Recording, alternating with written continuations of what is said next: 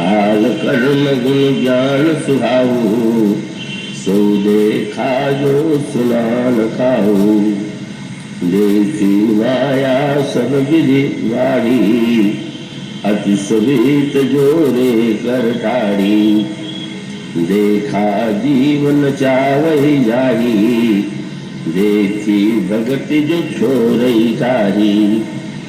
तल पुलकित मुख वचनन आवा, नयन मोद चरणन सिरडावा।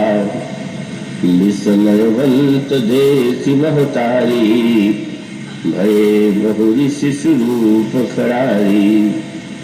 स्तुति करि न जाई भय माना, जगत पिता में सुत करि जाना। हरि जननी बहु विधि समुझाई, यह जन कथहु कहसि सुनवाई। बार बार कौशल्या विनय करे कर जोरी, अब जन कबहु जाते प्रभु महिमाया तोरी।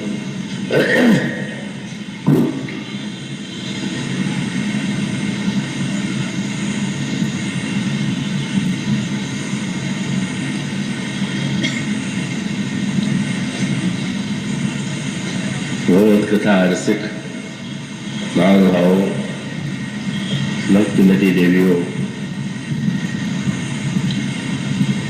श्री अवध में साक्षात परब्रह्म परमात्मा श्री राम के रूप में अवतरित होते हैं और अपनी बाल लीलाओं के द्वारा अयोध्यावासियों के हृदय को आनंद और रस से ओतप्रोत कर देते हैं। कौशल्या अम्बा तो अपने इस नन्हे शिशु को देखती ही भाव विभोर हो जाती है। दिनों रात्रि का भी उन्हें भान नहीं रह जाता है और इस तरह आनंदमय दिन व्यतीत हो रहे थे। तभी प्रभु ने एक अनोखी लीला माँ के सामने प्रकट की। माँ ने बालक को पालने में सुला दिया और पूजा के लिए वे पूजा गृह में गई और वहाँ अपने आराध्य कुलदेव श्री रंग भगवान के समक्ष नैवेद्य अर्पित करते।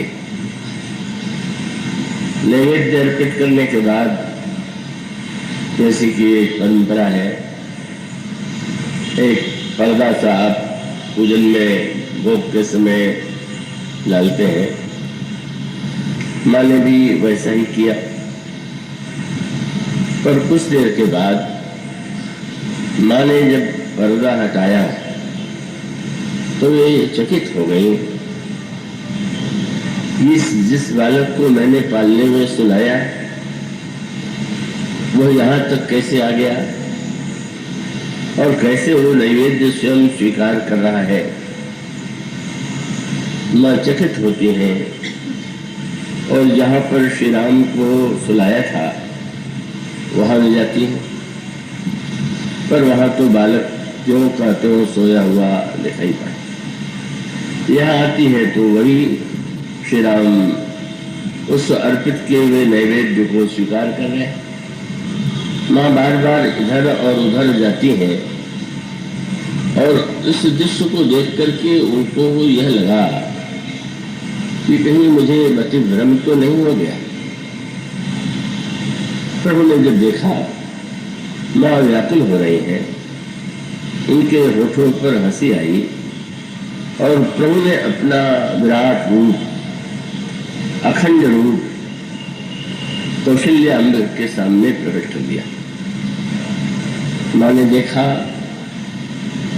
जिसे वे अपना बालक समझे बैठी थी, उस विराट ब्रह्म के रोम रोम में अनगिनत ब्रह्मांड है, शिव ब्रह्मा और विष्णु है, सूर्य और चंद्रमा है, ग्रह नक्षत्र है और साथ साथ उन्होंने दृश्य देखा कि एक और माया खड़ी है, पर माया कुछ डरी हुई सी, और दूसरी ओर भक्ति देवी खड़ी हैं जो जीवकियों को बंधन से मुक्त करने वाली हैं। इस अद्भुत दृश्य को देख करके माँ प्रणाम करती हैं और श्री राम की स्तुति करती हैं, और वे उनके मुख से क्षमा याचना का स्वर गूंजता है। मैंने जगत पिता को अपना पुत्र समझ लिया। इस रूप में भगवान श्री राम ने माँ को जिस विराट रूप का दर्शन कराया, उसका उद्देश्य क्या था, उसकी चर्चा ही पिछले कई दिनों से आपके सामने चल रही। भक्तों की भावना के लिए भगवान उसकी भावना की रक्षा के लिए, पूर्ति के लिए कोई न कोई रूप स्वीकार कर लेते हैं। स्वयं भगवान का अपना कोई रूप नहीं है, वे तो निर्गुण निराकार सर्वव्यापक ब्रह्म है। पर जब भक्त उन्हें देखना चाहता है और जिस रूप में देखना चाहता है, जहां देखना चाहता है, प्रभु स्वयं अपने आप को उसी रूप में प्रकट कर देते हैं और भक्त की भावना उसके द्वारा तृप्त होती है। लेकिन ये जो भगवान के द्वारा विराट रूप का दर्शन कराया गया, ये विराट रूप का दर्शन श्रीमद् भागवत में भी है। भगवान कृष्ण की लीला में भी आप विराट रूप का दर्शन 2-3 प्रसंगों में आप पढ़ने को आप पढ़ेंगे। आप उसे आपने संभवतः यदि उसे पढ़ा और सुना हो ध्यान से, तो वहां पर भी यशोदा मैया को भगवान ने एक बार विराट रूप का दर्शन कराया। फिर दुर्योधन की सभा में उन्होंने विराट रूप का दर्शन कराया। फिर युद्ध क्षेत्र में अर्जुन को उन्होंने विराट रूप का दर्शन कराया, और अंत में जब युद्ध समाप्त हो गया और भगवान कृष्ण लौट रहे थे, तो आश्रम मार्ग में एक आश्रम पड़ा और उसमें एक मुनि थे। मुनि को यह निश्चित विश्वास था कि जो युद्ध होने वाला था, जिसमें इतने योद्धाओं का संहार होने वाला था, जब स्वयं श्री कृष्ण वहां गए तो उन्होंने युद्ध को रोक दिया होगा। और उन्होंने बधाई देते हुए भगवान कृष्ण से कहा कि महान घोर संहार होने वाला था, पर मुझे विश्वास है कि तुम्हारे कारण वो युद्ध समाप्त हो गया होगा और संहार होने से भारत बच गया होगा। पर भगवान कृष्ण ने जब यह कहा कि नहीं, वो युद्ध तो नहीं होता, और उसमें सारी सेना कौरव और पांडवों की मारी गई और गिने चुने व्यक्ति ही बचे, तो मुनि को क्रोध आया और उन्होंने कहा कि तुम समर्थ हो, और समर्थ होने के नाते तुम चाहते तो युद्ध न होता, तुमने युद्ध होने दिया, तो मैं समझता हूं कि यह तो तुम्हारे द्वारा बड़ा अनर्थ हुआ। और उन्होंने ये भी सोचा कि मैं श्री कृष्ण को शाप दूं। तो महाभारत में वर्णन आता है कि भगवान ने उनके सामने भी अपने विराट रूप का दर्शन दिया और उसको देख करके वे शांत हो गए। इस तरह से श्रीमद् भागवत के प्रसंगों में भी भगवान कृष्ण के द्वारा विराट रूप के दर्शन का प्रसंग आता है। और श्री रामचरितमानस में भी लीला के प्रसंग में कौशल्या अम्बा को और कालभूषण को भगवान ने अपने विराट रूप का दर्शन कराया। फिर भगवान राम ने विराट रूप का दर्शन तो नहीं कराया, लेकिन लंका कांड में यह पढ़ने को मिलता है कि मंदोदरी ने रावण के सामने भगवान के विराट रूप का वर्णन किया। तो ये जो दोनों ही ग्रंथों में भगवान राम और भगवान कृष्ण की लीला में विराट रूप का दर्शन है, उसका तात्पर्य क्या है? हमारे यहाँ एक बड़े प्राचीन और प्रबुद्ध श्रोता श्री राधा वल्लभ जी हैं। उन्होंने मुझसे अभी थोड़ी देर पहले भी जब वहां आए थे तो मुझसे प्रश्न किया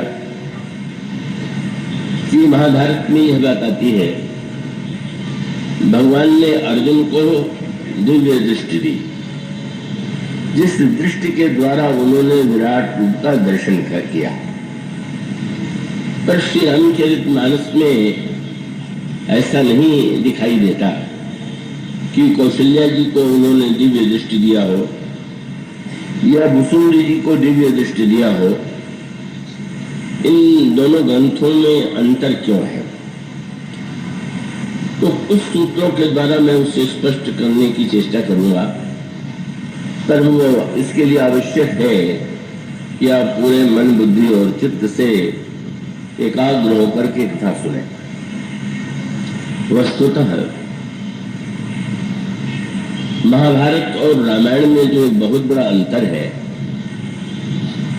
वो युग का अंतर है। महाभारत का काल जो है इतना विचित्र काल है और जिसमें एक व्यंग्यात्मक, अगर उसके संकेत पर ध्यान दे तो ये है कि धृतराष्ट्र के पुत्रों के द्वारा जब राज्य का कुछ भाग भी देने के लिए वो प्रस्तुत नहीं होता तो उस समय पांडवों को कौरवों के विरुद्ध युद्ध करना पड़ा। और इस युद्ध में भगवान स्वयं यदि यद्यपि शस्त्र नहीं उठाते हैं, लेकिन वे अर्जुन के रथ को हाँकते हुए उनका एक दिव्य रूप आपके सामने आता है और इसी रूप में भगवान कृष्ण ने अर्जुन को विराट रूप का दर्शन कराया। अंतर यह है कि त्रेता युग जो है उसमें प्रकाश और अंधकार जो है वो दोनों अलग अलग है। प्रभु श्री राम का अवतार यदि अयोध्या में होता है सूर्यवंश में, तो जिस नायक का या जिसे खलनायक कहे रावण का उन्होंने वध किया, तो वह रावण निशाचर जाति में लंका में उसका जन्म होता है। तो मानो प्रकाश और अंधकार दोनों बटे हुए, पर महाभारत काल इससे अलग है। महाभारत काल में प्रकाश और अंधकार, पाप और पुण्य, अच्छाई और बुराई दोनों इतनी मिल गई हैं कि उनमें भेद करना बड़ा कठिन है। और इसे आप इस दृष्टि से आप ध्यान दें तो उसे समझ सकते हैं कि यहाँ भगवान जिस कंस का वध करते हैं वह कंस किसी दूसरे देश का नहीं था, दूसरे प्रांत का नहीं था, और यहाँ तक कि वो स्वयं भगवान ने जिन देवकी के गर्भ से जन्म लिया वे कंस की बहन। तो बड़ी अनोखी बात है, मानो कंस और देवकी एक ही परिवार में जन्म लेने वाले दो पात्र हैं। और इसी तरह से जो कौरव और पांडव हैं वे भी दो अलग अलग स्थानों में अलग अलग व्यक्ति नहीं हैं। कौरव और पांडव भी परिवार के ही सदस्य हैं। तो अब सारा दृश्य यही है महाभारत काल का कि वो पाप और पुण्य सब मिलकर के एक हो रहा, बहुत घनिष्ठ से घनिष्ठ उसमें संबंध है। और इसलिए वो एक संकेत इस रूप में दिया गया। पर मैं कई बुद्धिमान बहुत अधिक श्रोता होते हैं जो मेरे कहे हुए का न जाने का अर्थ ले लेते हैं। इसको आप भगवान कृष्ण की निंदा मानने की बुद्धिमत्ता न करिएगा। भगवान कृष्ण भी भगवान है, श्री राम भी वही है, पर एक का जन्म होता है चैत्र मास की रामनवमी को मध्य दिन में, और भगवान कृष्ण अर्धरात्र में अवतार लेते हैं। तो वहां भी अंधकार और प्रकाश मिला हुआ है। चंद्रमा जब होता है, सूर्य जब होगा तो अंधकार नहीं होगा, अंधकार होगा तो सूर्य नहीं होगा। पर ये रात्रि का समय ऐसा है कि जिसमें अगर चंद्रमा उदित हो तो प्रकाश भी है और रात्रि में तो अंधकार होता ही। तो पूरा परिदृश्य जो है वो महाभारत काल का पाप और पुण्य से मिश्रित होकर के ऐसा जटिल हो गया है, और वो सारे प्रसंगों में ही आपको भिन्नता दिखाई देगी। तो यहाँ पर वर्णन आता है कि रुक्मिणी जी ने पत्र लिख करके भगवान कृष्ण से अपने प्रणय का निवेदन किया, और भगवान ने देख लिया क्योंकि रुक्मिणी का भाई जो था वो शिशुपाल से रुक्मिणी का विवाह करना चाहता था, और तब भगवान को स्वयं जो है रुक्मिणी देवी का हरण करना पड़ा। कैसा देंगे? रामायण काल में रावण हरण करता है सीता जी का, और महाभारत काल में भगवान को हरण करना पड़ता है अपनी ही शक्ति का। तो फिर वही बात है, रुक्मिणी अगर भगवान के चरणों में पूरी तरह से समर्पिता है तो भाई पूरी तरह से शिशुपाल जो वस्तुतः पूर्वजन्म में रावण था, कौन उसका प्रेमी। तो आप ये देखेंगे कि सारा युग ही ऐसा है और सारे पात्र इस तरह से मिले जुले हैं कि इसीलिए महाभारत काल में संहार ही संहार है। भगवान तो सबका संहार करने कराने में उनको कोई संकोच नहीं होता, और रामायण काल में संहार यदि है भी तो बाद में राम राज्य के निर्माण के रूप में उतरता है। और उसे दृष्टांत के रूप में यूं कहें कि अगर एक ओर दूध हो और दूसरी ओर जहर हो तो आप जहर फेंक करके दूध पी लीजिए, लेकिन एक ओर जहर हो दूसरी ओर दूध रखा हुआ हो, पर दूध में आप सोचें कि पिए और कोई कह दे कि इसमें थोड़ा जहर डाल दिया गया, तो आपको तो जहर ही नहीं, उस दूध को भी नष्ट करना पड़ेगा। तो महाभारत काल वस्तुतः धृतराष्ट्र का काल है, अंधे व्यक्ति का काल है, और जहां अंधे व्यक्ति का काल हो वहां पर तो दृष्टि देने की आवश्यकता ही है। जहां पर दृष्टि है ही नहीं वहां दृष्टि दिए बिना कैसे कार्य चलेगा। पर नेत्र का देवता तो सूर्य है, और जब सूर्य वंश में अवतरित हुए हैं तो वहां तो दृष्टि प्राप्त ही है, इससे दृष्टि देने की आवश्यकता नहीं। ये दोनों युगों में अंतर था। और आप ये भी समझ लीजिए कि भगवान तो बड़े विलक्षण उनकी लीलाएं हैं। उन्होंने अर्जुन को तो विराट रूप का दर्शन बाद में कराया, दुर्योधन को विराट रूप पहले दिखा दिया। तो प्रभाव क्या पड़ा? प्रभाव यह पड़ा कि दुर्योधन योजना बना रहा था कि श्री कृष्ण को बंदी बना ले, और जब वो अपने दुशासन भाई और कर्ण के साथ बंदी बनाने के लिए चला तो धृतराष्ट्र की सभा में भगवान संधि का प्रस्ताव लेकर के गए थे, युद्ध मत करो। लेकिन उसकी दुर्बुद्धि, उसने भगवान को बंदी बनाने की चेष्टा किया। उस समय भगवान ने अपना एक विराट रूप उस सभा में प्रकट कर दिया। कांपने लगा दुर्योधन, पसीने में तरबतर हो गया, और भगवान वह रूप दिखाने के बाद तत्काल वहां से उठे और विदुर जी के घर में जाते हैं, और भक्तिवती विदुर पत्नी ने जैसा स्वागत किया उससे आप लोग परिचित। लेकिन विराट रूप का दर्शन करने के बाद क्या दुर्योधन का जीवन बदल गया? क्या दुर्योधन भक्त हो गया? नहीं।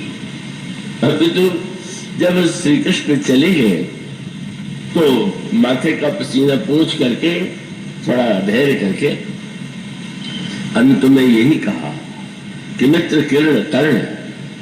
अब कृष्ण में और चाहे कोई विशेषता हो चाहे ना हो, बड़े इंद्रजाली जादूगर बहुत अच्छा। लीजिए क्या जादू दिखला दिया, मानो यही है। अंधे के बेटे ने भगवान के विराट रूप को भी जादूगर के रूप में देखा। जादूगर बड़े चमत्कार दिखा दिया करते, मानो भगवान ने इसीलिए जब अर्जुन को विराट रूप दिखलाने का निर्णय किया तो सोचने लगे दुर्योधन का ही तो भाई अर्जुन है, इसलिए पहले इसको दृष्टि तो दे देते, विराट रूप देख करके दुर्योधन के समान ही तो मुझे नहीं मान बैठेगा। तो वस्तुतः भगवान तो जब जिस युग में अवतार लेते हैं उस युग के व्यक्ति जैसे होते हैं, जैसी आवश्यकता होती है उस आवश्यकता के अनुरूप ही भगवान अपनी लीलाओं का विस्तार करते हैं।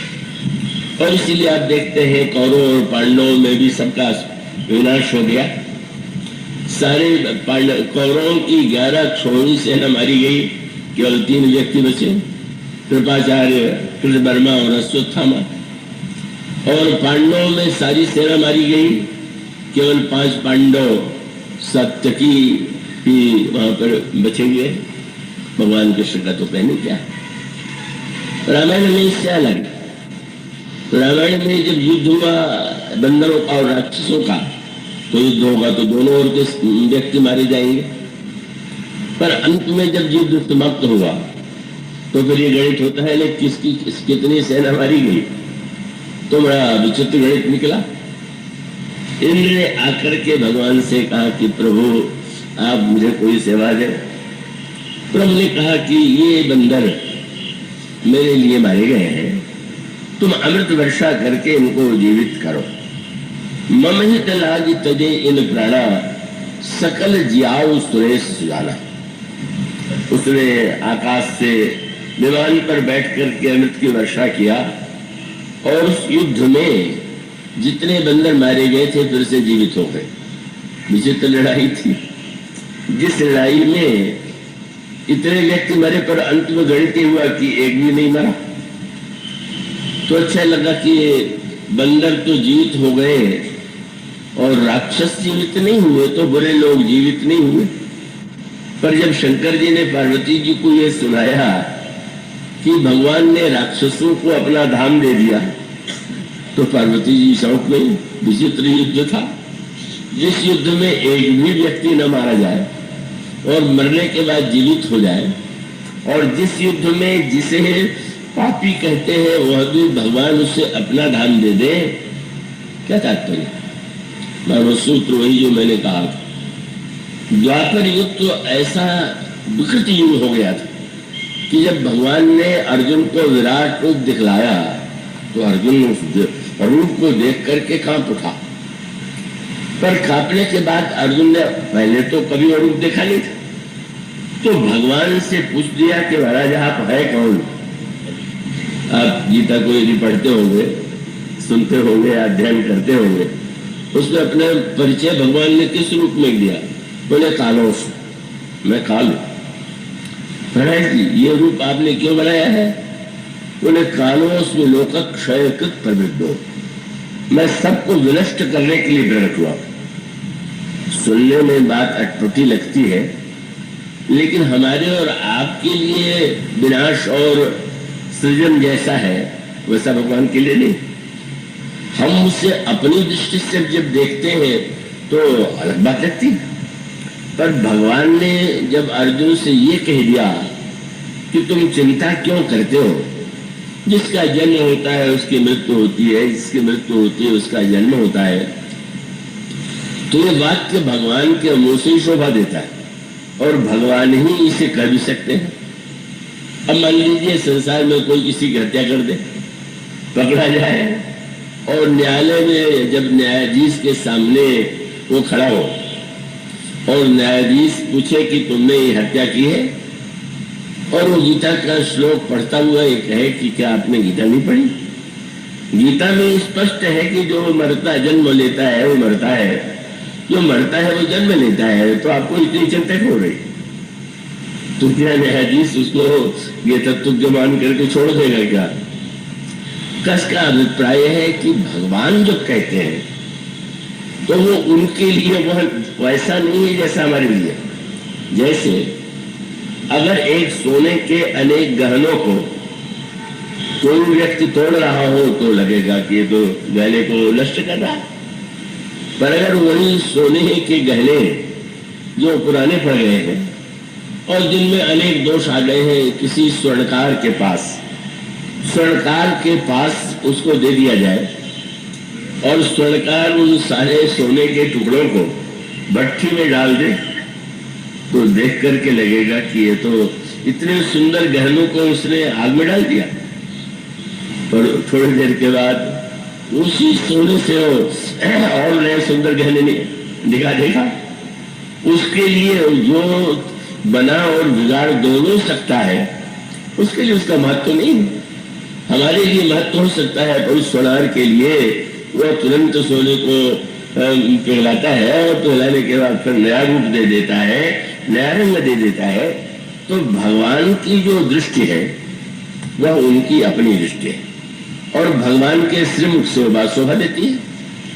इसलिए भगवान जब ये कहते हैं कि मैं काल हूं और लोक को नष्ट करने पर तुला हुआ हूं, तो सुन के का चाहे जितना डरावनी, जितनी डरावनी बात लगे, पर भगवान के लिए इसका क्या महत्व है। जब आप एक दार्शनिक सत्य ये पाते हैं कि उमा रावती भृगुटी विलासा हो विश्व पूरी पावई नासा, आंख उठा के देखा संसार बन गया, आंख मूंद लिया संसार विनष्ट हो गया। अब जिसके लिए केवल जैसे बच्चे खेल खेल में मिट्टी के घर बिगाड़ते हैं, वो ईश्वर के लिए तो सृष्टि उसी प्रकार की, किंतु उसका अर्थ वह लेना चाहिए जो भगवान उसके द्वारा उपदेश देना चाहते हैं। जैसे मैंने कहा कि एक हत्या करने वाला इसके द्वारा अगर अपने अपराध का समर्थन करे तो भगवान के जो संदेश को वो विकृत अर्थों में ले रहा है। तो भगवान ने सबको क्यों मिट जाने दिया? उनका जो भाई कौरव तो उम्र ही है, पर ये जो पांडवों की ओर से लड़ने आए हैं उसमें भी तो सब वैसे मिलते जुलते हैं। और उसका सबसे बड़ा देंगे क्या? आप उस युग की कल्पना कीजिए कि दुर्योधन के युद्ध में जो सेनापति थे, पहले सेनापति पितामह भीष्म बाल ब्रह्मचारी, जिन्होंने पिताजी के इच्छा के लिए विवाह नहीं किया। द्रोणाचार्य जो दूसरे सेनापति थे, समस्त धनुर्विद्या के महान पंडित, महान तपस्वी। तीसरा सेनापति कर्ण था, जो कर्ण स्वयं अनेक अनेक दानी था, सत्यवादी था, वीर था, धीर था। और चौथे सेनापति थे शल्य। व्यंग है ये। अगर ऊपर से देखें तो सब एक से बढ़ के महान व्यक्ति हैं। विश्व कितने महान, द्रोणाचार्य कितने महान, कर्ण कितना योग्य, और अंत में शल्य।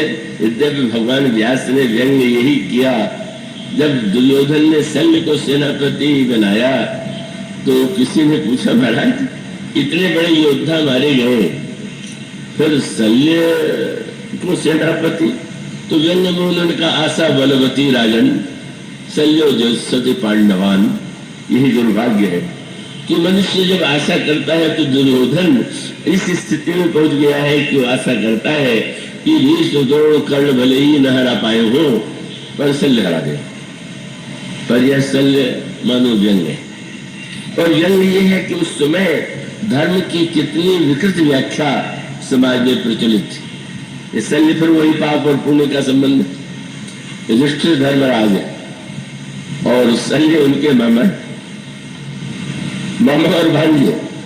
और इससे भी बड़ा व्यंग यह है कि शल्य ने यह निर्णय किया कि मैं युद्ध में युधिष्ठिर का साथ दे करके उस अपने भांजे को जिताऊंगा। और जब सेना लेकर के चले तो बीच में लंबी यात्रा थी, देखा कि बहुत सा शिविर, बहुत सी रावटियां, बहुत से खेमे लगे हुए हैं।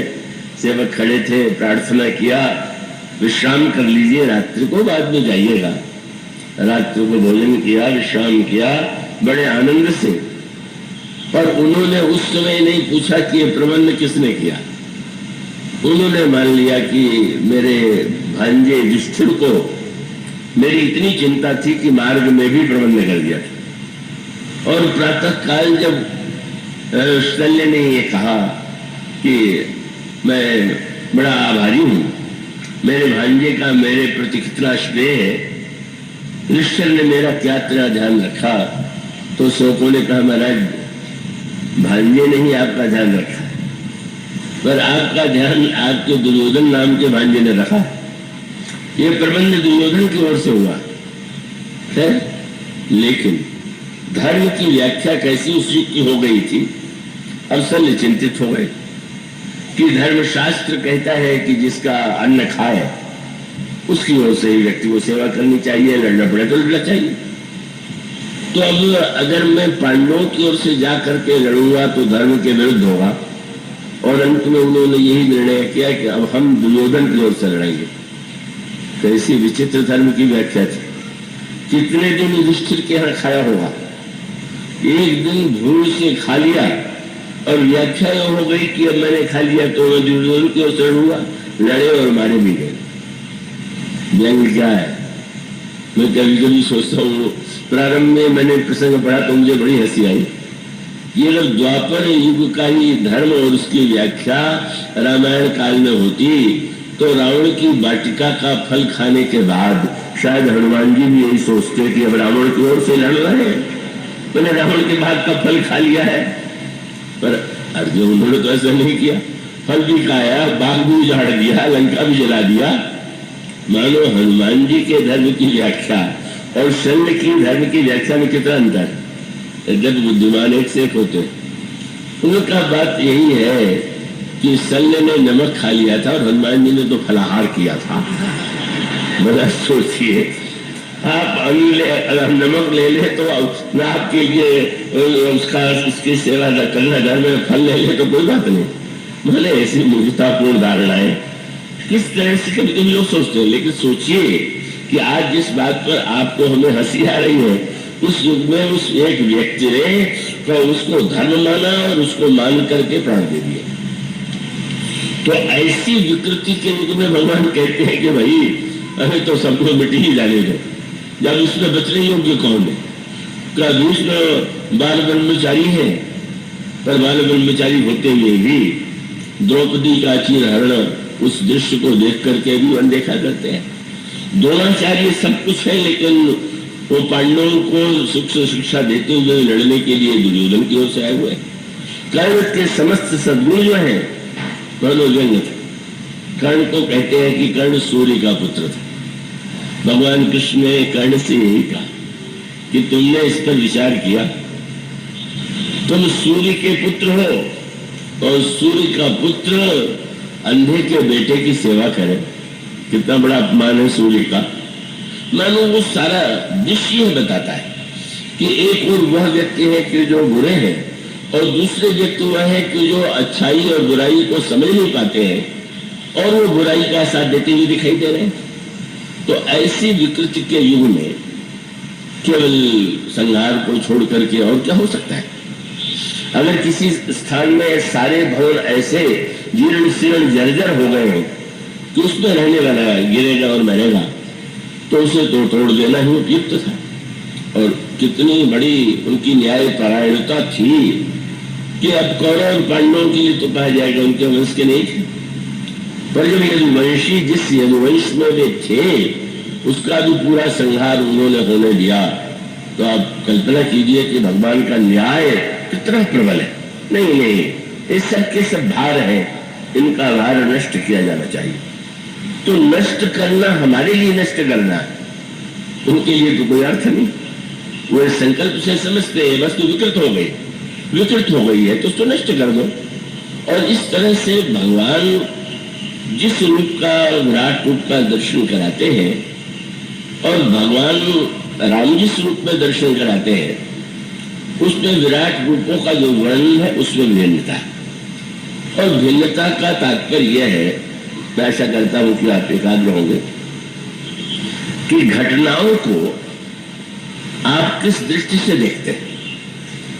तो घटनाओं को देखने की दृष्टि अगर आपकी बहुत ही सीमित है, क्षुद्र है, तो स्वाभाविक है अब इस पंडाल को भी अगर मैं सारी सृष्टि मान लूं तो इससे बढ़कर के विवेक क्या होगा। ये एक तो छोटा सा अंग है, इस कानपुर में ही अगणित व्यक्ति है और पृथ्वी पर तो कहने क्या है। और जिस पृथ्वी पर अगणित व्यक्ति है वो आकाश में उसकी क्या दशा है। वो पृथ्वी बिल्कुल इतनी छोटी कि वो उसके सामने जो ग्रह नक्षत्र तारे दिखाई दे रहे हैं उससे न जाने कितने बड़े।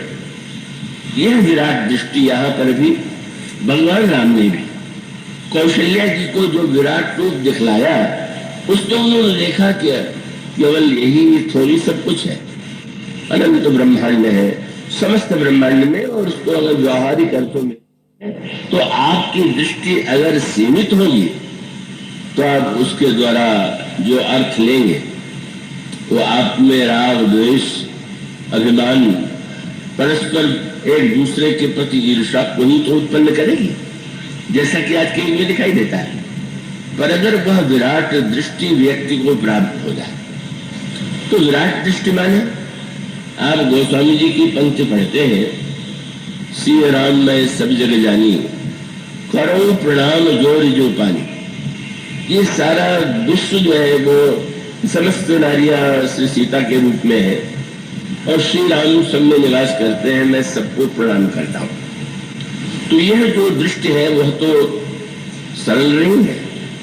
व्यक्ति तो एक सीमा में भी नहीं देख पा रहा है, बहुत देखने की चेष्टा करता है, तो मूर्ति में देख लेगा, चित्र में देख लेगा, पर उसी में देखे तो उसने भगवान को पूरी तरह नहीं देखा। वहां भी देखिए, वहां भी पूजा कीजिए, वहां भी आनंद लीजिए, पर इसके बाद अगर आप व्यापक दृष्टि से देखें और देखने पर आपको अन्यत्र क्रम नहीं हमारे।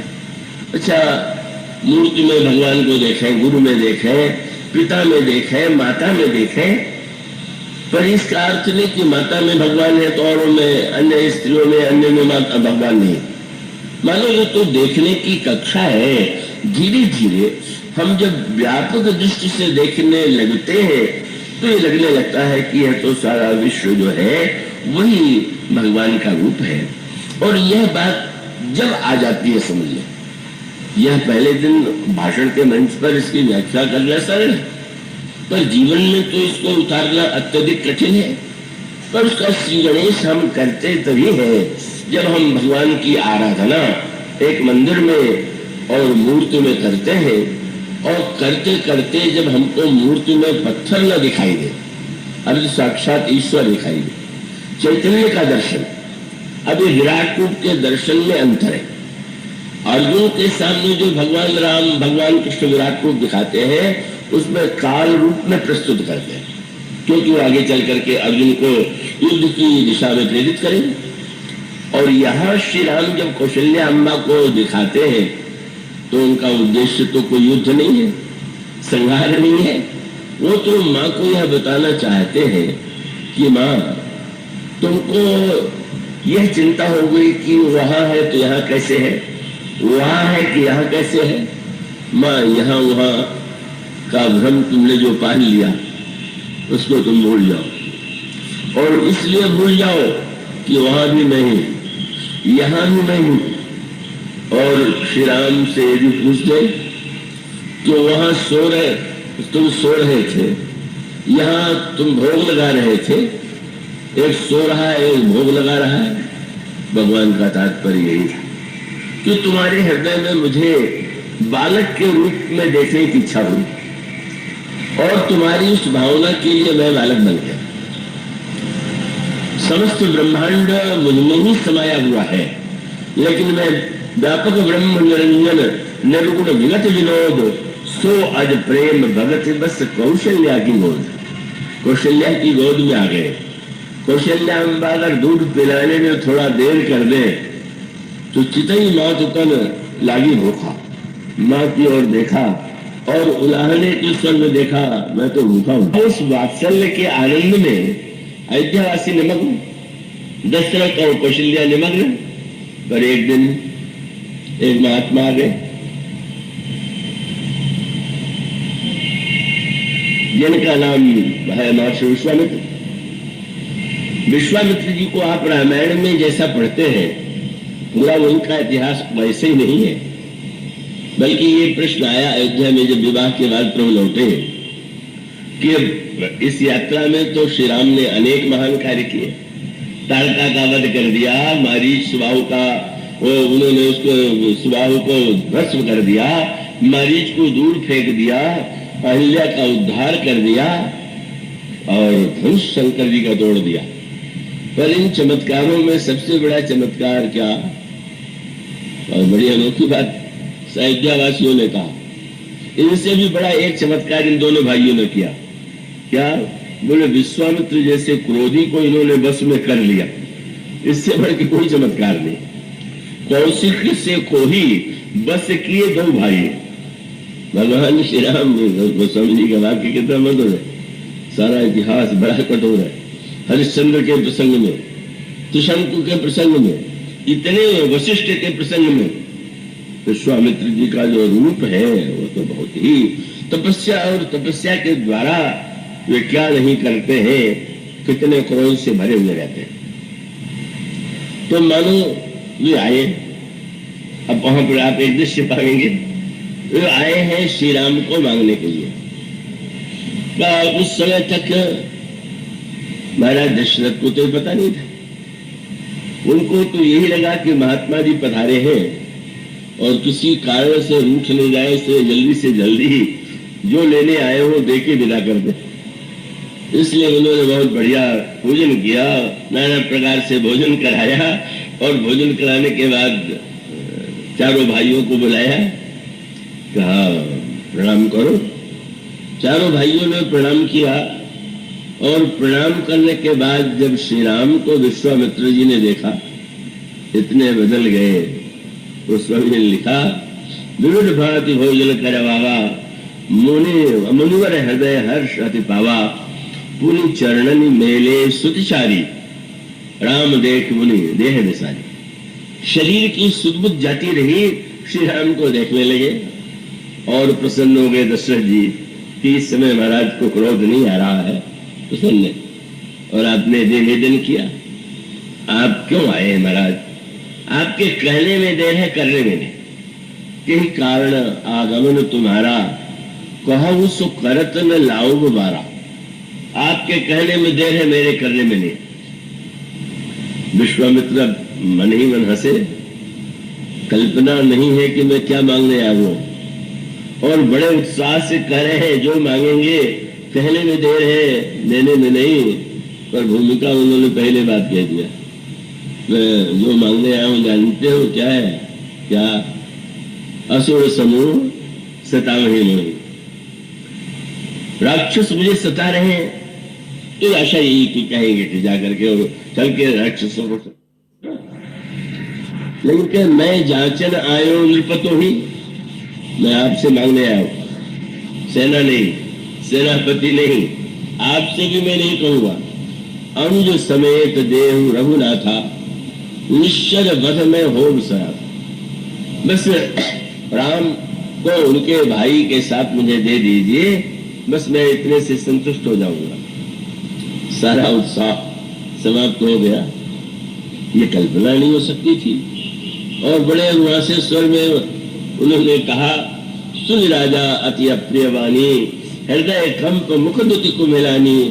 कहने लगे, महाराज चौथे पुण्य पायो सतचारी, विप्र वचन नहीं कहो विचारी। शब्द ये नहीं कहा वृद्धावस्था में, गणितज्ञ बन गए। बोले चौथी अवस्था में मैंने 4 पुत्र पाए, 5 पाए होते तो मान लीजिए एक अधिक मान लेता। 4 ही अवस्था होती है और 4 ही पुत्र मिले, और आपने मांग लिया।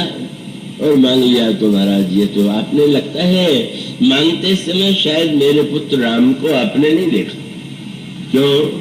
कहा निश्चर अति घोर कठोरा, कहा सुंदर सुत परम किशोरा। आप सोचिए, आप देखिए कितने सुकुमार हैं, और आप बिना संकोच के मांग रहे हैं कि पुत्रों को दे दीजिए। अंत में वशिष्ठ जी ने सहायता किया और उन्होंने कहा, राजन 2 ही तो मांगने आए हैं, 4 पुत्र नहीं मांग रहे। और ये जो 4 मिले हैं वो भी मुनि श्रृंगी की कृपा से मिले और यज्ञ से मिले हैं। तो जिस यज्ञ से, जिस मुनि की कृपा से तुमने 4 पाया, अब आधा तो देने में संकोच मत करो। तब कहीं जाकर के भ्रम दूर हुआ और देते हैं। लेकिन एक अनोखी बात हो गई, जब पिताजी ने विदा कर दिया इतने कठिनाई से, तो गोस्वामी जी ने कहा श्री राम गए भीतर कौशल्याम्बा के पास। अब पिता को जब इतना दुख हो रहा है तो माँ को कितना दुख होना चाहिए। माँ के लिए तो पुत्र के प्रति और भी ममता होती है।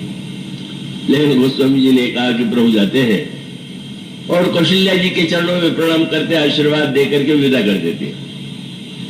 ये ऐसा कैसे हो गया? बोले विराट रूप दर्शन का चमत्कार था। भगवान बता रहे थे कि अब मुझे बालक ही मानती रहोगी, मेरी कोमलता और सुंदरता ही देखती रहोगी, तो तुम तो यही चाहोगी कि बस मेरा ये पुत्र जो है बस यही बना रहे। इसलिए मानो प्रभु ने विराट रूप के द्वारा यह बता दिया था कि मां, तुम्हारी भावना को पूर्ण करने में मुझे आनंद आ रहा है, लेकिन तुम्हारे लिए ही तो मैं अवतरित नहीं हुआ हूं। मेरा कार्य सारे विश्व और ब्रह्मांड से जुड़ा हुआ है, और इसलिए तुम यह समझ लो कि जिसको तुमने नन्हे पुत्र के रूप में देखा है वह तुम्हारे सुख के लिए नन्हा बना हुआ है, पर वह विराट, और विराट है तो सबके प्रति उसका कर्तव्य है। इसलिए वो समझे जननी भवन गए प्रभु चले नाई पदशीष, इतना एक वाक्य भी नहीं।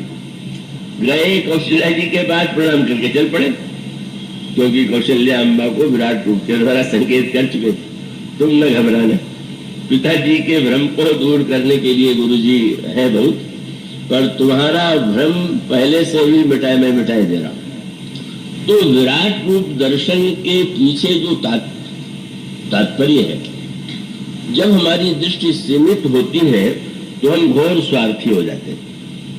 बहुत चिंता करें तो बस अपने मोहल्ले तक भी नहीं, परिवार और परिवार में भी केवल अपने पुत्र पत्नी की ही चिंता है। औरों के लिए हमारे लिए पास हमको लगता है कि हमारा संसार इतना ही बड़ा, पर अगर एक बार विराट को देख ले तो क्या लगने लगेगा? विराट को देखने पर लगेगा। गोस्वामी जी से किसी ने कहा भगवान तो दिखाई नहीं दे रहे हैं, हम भगवान की सत्ता पर कैसे विश्वास करें? गोस्वामी जी ने नहीं दिखाई दे रहे, भगवान तो सामने खड़े। कहाँ खड़े हैं महाराज? बोले नयन निरख कृपा समुद्र हरि अगजग रूप भूप सीतावर। ये जो तुम संसार देख रहे हो यही तो प्रभु का विराट रूप है। प्रभु नन्हे बालक भी है और उसके साथ साथ वो विराट रूप में भी है, और जिस समय हम विराट को देख लेते हैं और उस विराट को पहचान लेते हैं, हमारी स्वार्थ बुद्धि अपने आप कम हो जाती है। भगवान को हम केवल मंदिर में ही नहीं, भगवान को हम व्यक्तियों में भी देखेंगे, संसार के लोगों में भी देखेंगे। एक भक्त ने भगवान से बड़ी प्रार्थना किया, आप दर्शन दीजिए। भगवान ने कहा कल मैं तुम्हें दर्शन दूंगा। उसने घर को स्वच्छ कराया, खूब सजाया बंदरवार फूल से, और भगवान के आगमन की प्रतीक्षा करने लगा। अचानक एक बूढ़ा व्यक्ति आया। बूढ़ा व्यक्ति थर-थर कांप रहा था जाड़े में। मैं डायरे में कांप रहा हूं, भाई मुझे वस्त्र दे दो। तुम कहाँ आ गए चीतड़ा पहन करके? हमारे प्रभु आने वाले हैं और तुम्हें देख करके लौट जाएंगे। बूढ़ा लौट गया। थोड़ी देर के बाद एक बुढ़िया आई। बुढ़िया ने कहा मैं भूखी हूं। अरे तुम कहाँ से आ गई? देख रहे हो तुम्हारे कपड़े क्या है, भूखे भूखे चिल्ला रही हो, कहीं ऐसा न हो कि तुम्हें देख के भगवान लौट जाए। बुढ़िया लौट गई। दिन भर प्रतीक्षा करता रहा पर दर्शन नहीं हुआ, रोने लगा। प्रभु आपने तो कहा था कि मैं दर्शन दूंगा, आपने दिन भर के बाद भी दर्शन नहीं दिया। आकाशवाणी हुई, मैं तो 2 बार तेरे यहाँ आया, बूढ़ा बन के आया, उस भूखी स्त्री के रूप में आया। तूने एक वस्त्र मुझे नहीं दिया, एक टुकड़ा भोजन नहीं दिया। क्या तू नहीं समझता तेरी भक्ति क्या यही है कि तू समझता है कि तेरा भगवान जो है वो केवल दिव्य वस्त्र ही धारण करता है? मानो यह वृत्ति उदित कैसे हो? अगर हमारी वृत्ति सीमित हो जाएगी तो हम मंदिर में भगवान को भले ही सजावे, पर बाहर के अभाव को, कष्ट को, पीड़ा को यह मान करके कि यह भी हमारे भगवान का ही रूप है और ये तो मानो हमारी परीक्षा है और प्रभु हमें अवसर दे रहे हैं, अगर यह वृत्ति व्यक्ति के मन में उदित हो जाए तो जो बात अंत में गोस्वामी जी जब वंदना करते करते इतना विस्तार करते हैं तो किसी ने कहा महाराज सबकी वंदना करते जाइएगा, तो उनका वाक्य यही तो है कि सिया राम मैं सब जगह जानी करो प्रणाम जोर जुग पानी। तो मानुष का अभिप्राय है कि मनुष्य की जो सीमित दृष्टि है वही उसे स्वार्थी बनाती, वही उसे ईर्ष्यालु बनाती, वही व्यक्ति के द्वारा भगवान को का जो अनेक अनेक रूप है, भगवान किन के रूपों में नहीं आते, मछली कछुआ शूकर सब उन्हीं के तो रूप है, मीन कमठ सूकर नरहरि बामन परशुराम बपुधरी। भगवान के इन अगणित रूपों का तात्पर्य है पशु के रूप में, मछली के रूप में, किस रूप में भगवान आते हैं और आकर के भगवान के तो उन रूपों में विविधता है।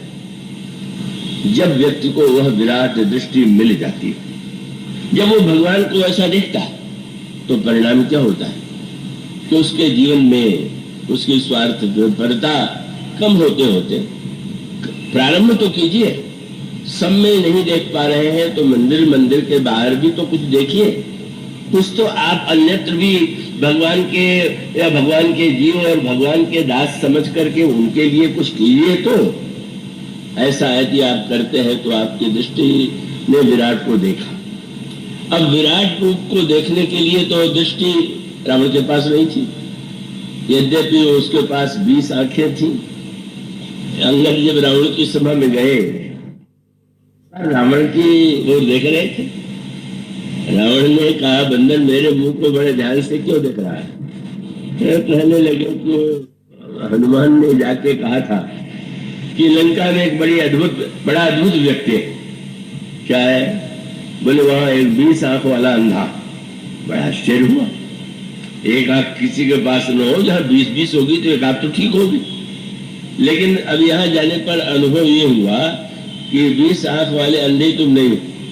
अन्य लोगों की दृष्टि जरा तीव्र, कान जो होते बड़े तेज होते, पर तुम तो अंधे भी हो और बहिरे भी हो। अन्य हो तो भगवान तुम्हें नहीं दिखाई देते, और बहिरे इसलिए हो कि इतने बड़े बड़े भक्तों ने आके संदेश दिया, उपदेश दिया, तुम्हें सुना ही नहीं पड़ा। तो अंधम बधिर न कहीं तास नैन कान तो 20। और जब विराट का उपदेश देती है तो विराट की एक व्याख्या वो भी थी। जब मंदोदरी ने कहा क्या समझते हैं आप, यह जो आकाश है वो भगवान का सिर है, पाताल भगवान का चरण है, ये सारा ब्रह्मांड भगवान का शरीर है। रावण सुनता रहा और फिर जो उसने मंदोदरी की कथा की व्याख्या किया, महापंडित था, उसने कहा तुम्हारा भाषण सुन के तो मुझ जैसा विद्वान भी प्रारंभ में भ्रमित हो गया, क्योंकि तुम्हारा भाषण तो बड़ा गंभीर था। क्योंकि तुमने बार बार कहा कि राम की भक्ति करो, तो मुझे तो यही लगा कि तुम मेरे शत्रु राम की प्रशंसा कर रही हो। लेकिन अब मैं समझ गया, तो बत कही गूढ़ मृग लोचन और समुझत सुखद सुनत भाव मोचन। अगर तुम्हारे उपदेश को कोई ध्यान से समझ ले तो उसको मुक्ति मिल जाएगी। अब इससे बड़ी प्रशंसा क्या हो सकती है? मंदोदरी को लगा चलो उपदेश का प्रभाव तो बढ़ा, पर जब व्याख्या सुनी तो सिर पीट लिया। क्या महाराज, तो आपने क्या निर्णय किया?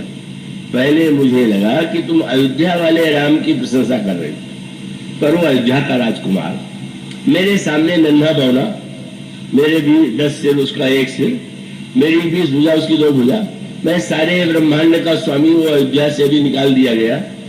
तो मैं समझ गया विराट का वर्णन मेरा ही वर्णन, और जानो प्रिया तोरी चतुराई, और यही विधि कहो मोर प्रभुताई। तुमने ये मेरी प्रभुता का वर्णन किया है। और जब मैंने गहराई से विचार किया कि ये बार बार राम राम शब्द का क्यों प्रयोग कर रही, तो मैं समझ गया कि तुम्हारी परंपरा है कि पति का नाम नहीं लेना चाहिए।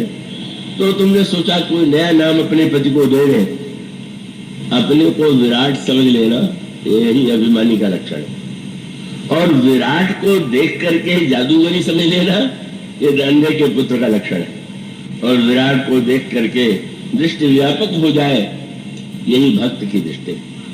इसलिए भगवान ने कहा, माँ तुमने खंड को देखा, आनंद लिया, पर अखंड को भी देखो। और याद रखिए, एक वस्तु ऐसी है जिसे खंड होना चाहिए पर वो अखंड बनी हुई, और दूसरा जो अखंड है वो दिखाई नहीं देता। इसलिए भगवान राम जब विश्वामित्र जी के साथ यात्रा करते हैं, अखंड कौन है? श्री राम और सीता। ज्ञान अखंड एक सीतावर, वही श्री राम और सीता ही अखंड है। और यह अखंड राम तब एक दिखाई देंगे जब धनुष खंडित हो जाएगा। धनुष को खंडित होना चाहिए, और धनुष को खंडित होने के बाद जब हम इस दिव्य स्वरूप को देखेंगे तो हमारे जीवन की भ्रांतियां मिटेंगी और भगवान के प्रति सच्चे अर्थों में भक्त होंगे। आज इतना ही, इसके बाद की चर्चा। बोलिए सिया।